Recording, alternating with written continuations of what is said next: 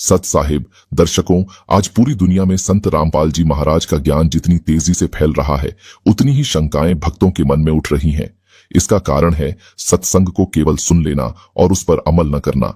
यही कारण है कि आज संत रामपाल जी महाराज के ज्यादातर शिष्य संगत में उपजे कुछ काल के दूतों के संपर्क में आ रहे हैं और अपना जीवन नाश कर रहे हैं। आज उन्हीं में से एक दूत का इस वीडियो में पर्दाफाश किया जाएगा।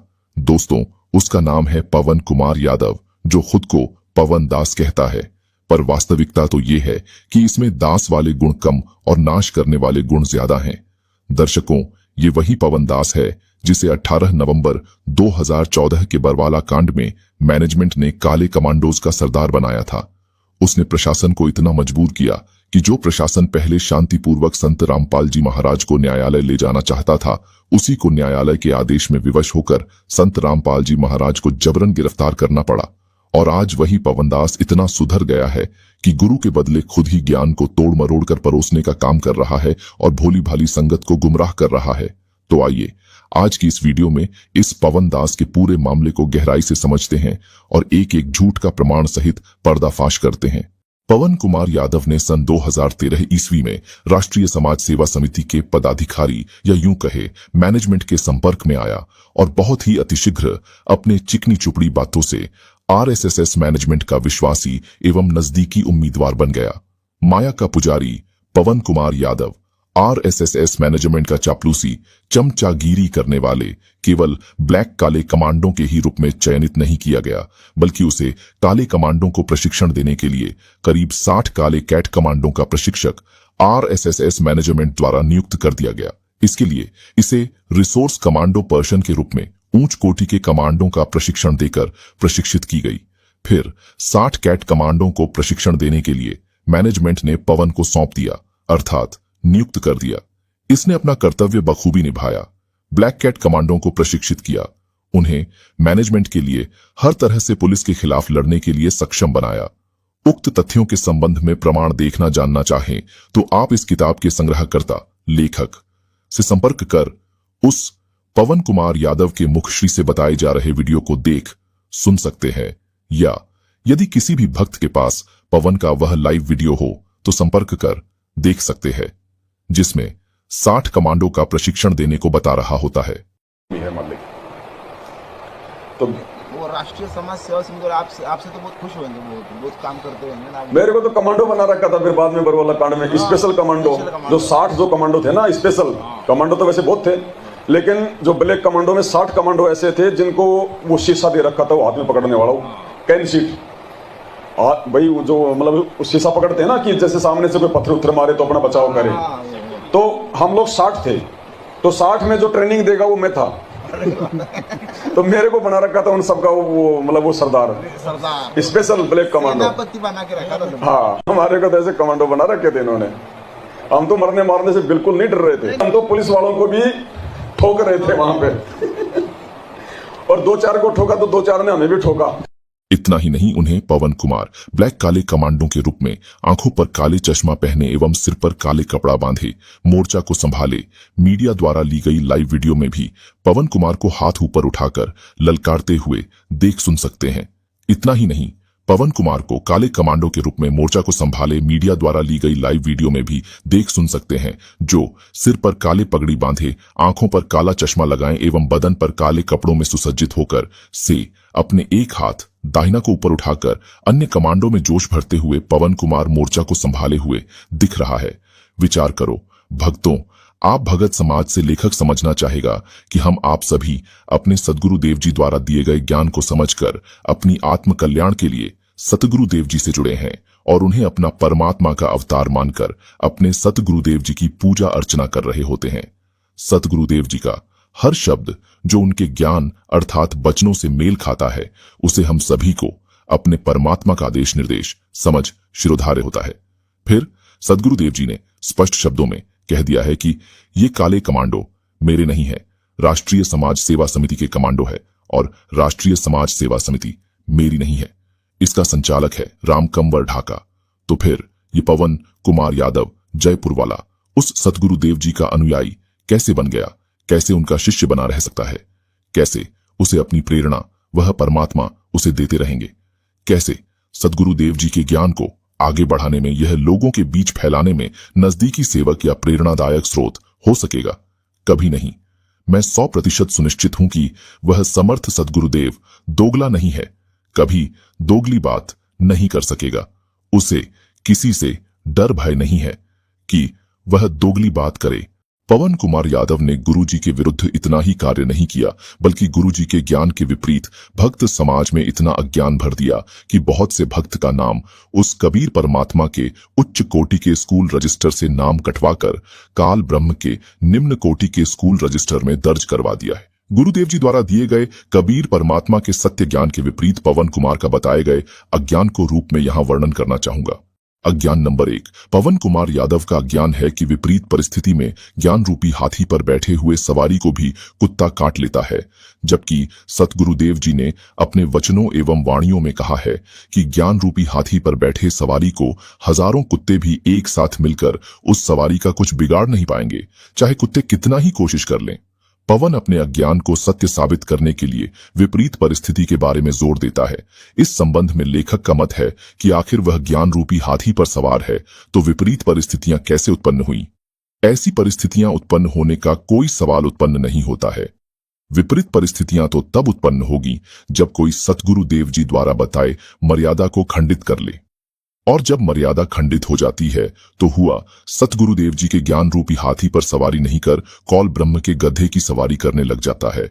फिर ऐसे सवारी को कुत्ता के काटने से कोई बचा नहीं सकता।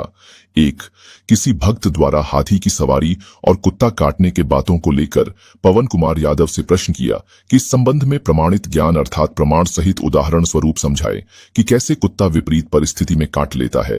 तो ये तिमिर दूत पवन कुमार यादव ने उस भक्त के पूछने पर उसके उत्तर अर्थात जवाब में ऑडियो के माध्यम से बताया कि हाथी कहीं बीच बाजार से गुजर रहा होता है और कुत्ता किसी घर के छत पर हो तो वह काट लेता है।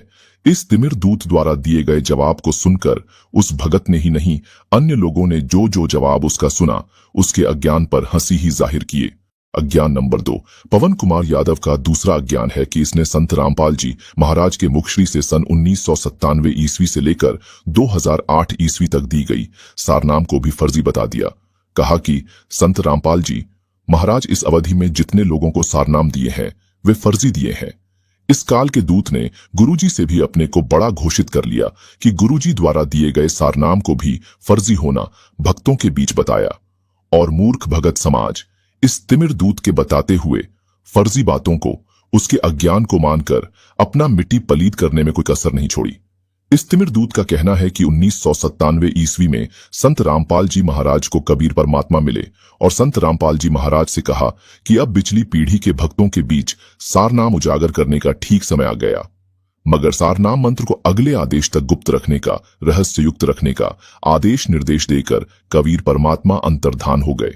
इसलिए सन 1997 ईस्वी से 2008 तक संत रामपाल जी महाराज भक्तों को इस अवधि में फर्जी सारनाम मंत्र देकर भुलावा में डाले रहे, जबकि इस तिमिर दूत के अज्ञान के विपरीत संत रामपाल जी महाराज ने ज्ञान अपने सत्संगों के माध्यम से दिया है कि वह समर्थ कबीर सन 1997 ईस्वी में फाल्गुन मास के एकम को 10 बजे दिन में हरियाणा प्रांत के खेतों में मुहदास संत रामपाल जी से मिले तथा निर्धारित पिछली पीढ़ी के भक्तों के बीच सतनाम सारनाम उजागर करने का सही समय बताकर उक्त मंत्रों को भक्तों के बीच दान करने का आदेश देकर अपने स्वयं कबीर जी मिलने की बात को अगले आदेश तक रहस्य युक्त रखने का हिदायत देकर कि ये बातें नहीं बताना कि कबीर परमात्मा सन 1997 में मिले, कहकर कबीर परमात्मा अंतर्धान हो गए। इसलिए संत रामपाल जी महाराज ने 2008 ई के पूर्व कभी नहीं बताया कि उनका कबीर परमात्मा का साक्षात्कार सन 1997 में हुआ या मिले, बल्कि इस बात को 2008 ईस्वी के सत्संग में बताया कि कबीर परमात्मा मुझदास संत रामपाल दास से 1997 ईस्वी में मिले। हालांकि संत रामपाल जी महाराज ने अपनी किताब आध्यात्मिक ज्ञान गंगा में इस तथ्य को पूर्व से अर्थात 2008 ईस्वी में ही अंकित कर दिए थे कि कबीर परमात्मा 1997 ईस्वी में सतगुरुदेव से मिले थे। सतगुरुदेव कहे हैं कि यदि सन 1997 ईस्वी में इस मिलने वाली बात को खोल देता तो कबीर परमात्मा के कथनों के अनुसार कोई नहीं मानता कि कबीर परमात्मा मुझदास अर्थात संत रामपाल दास से मिले थे और सही समय बिचली पीढ़ी के उजागर करने का आदेश निर्देश दिए थे।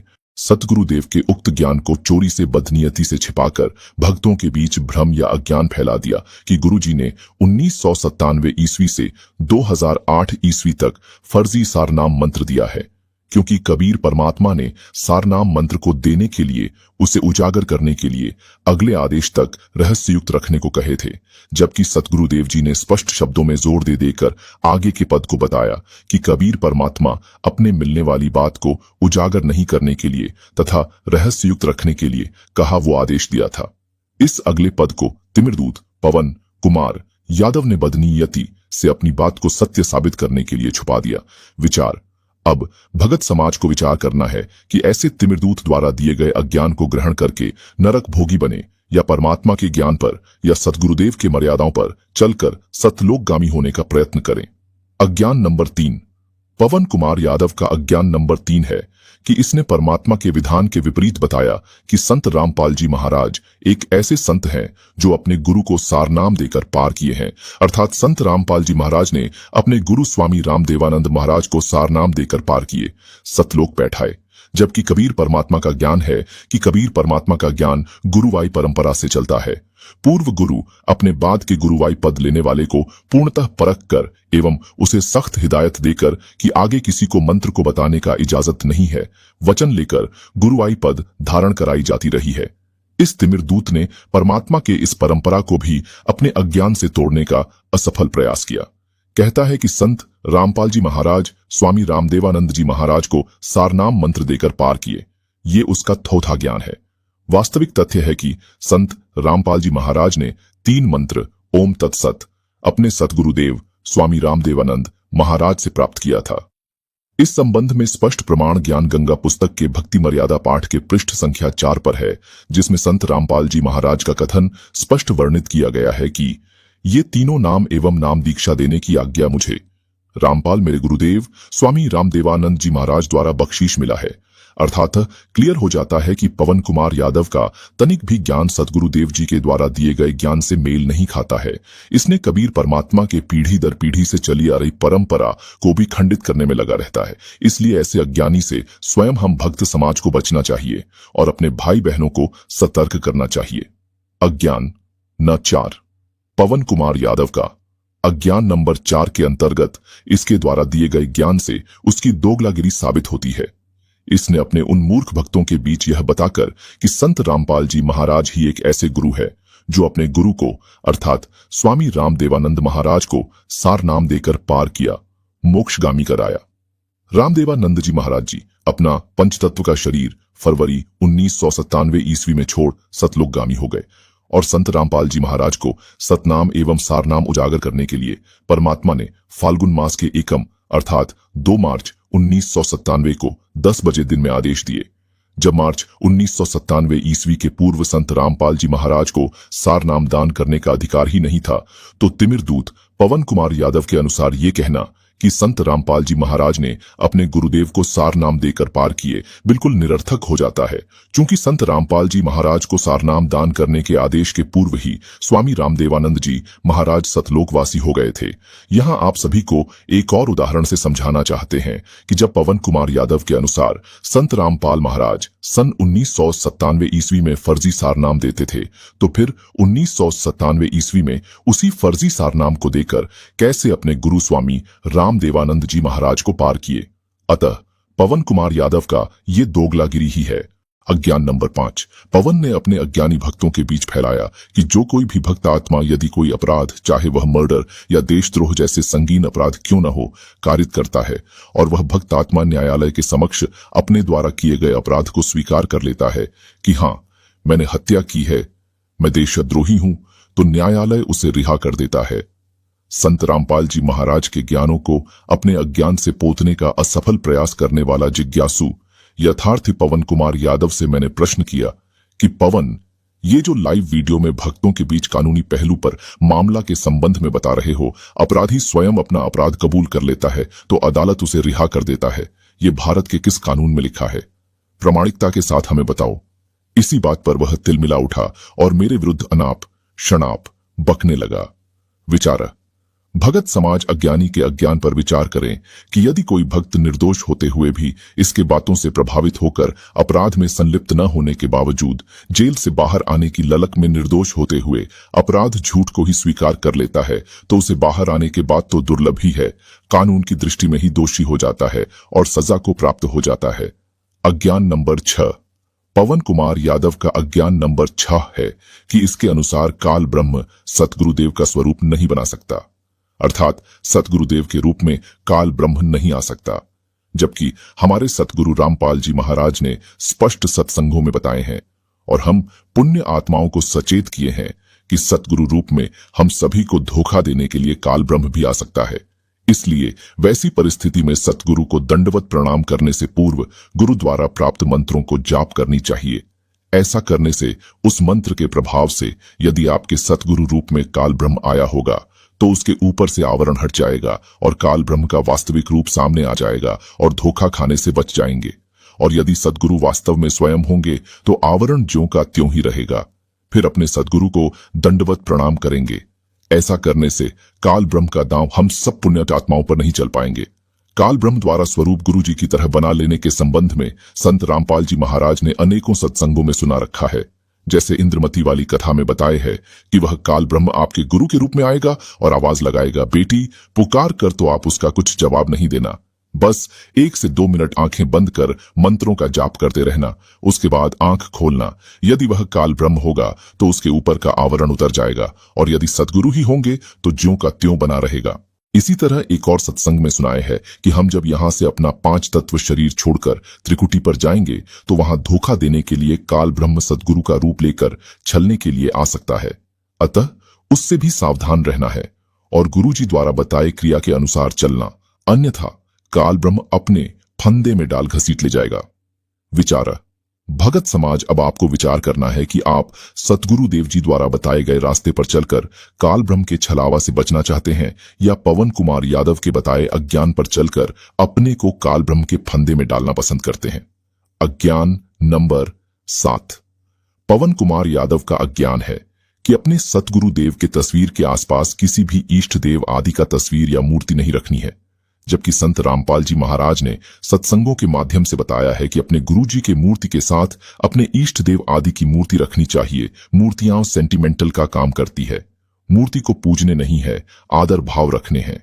इस पवन ने इतनी दृष्टता तक कर डाली कि सफेद दाढ़ी वाला कबीर परमात्मा के चित्र को अपने साध संगति के लोगों के घर से बाहर फेंकवा दिया और अपना अज्ञान दिया कि ये दाढ़ी वाला चित्र कबीर जी का जहां कहीं भी रहेगा वहां परमात्मा का वास नहीं होता है, बल्कि काल ब्रह्म का वास होता है।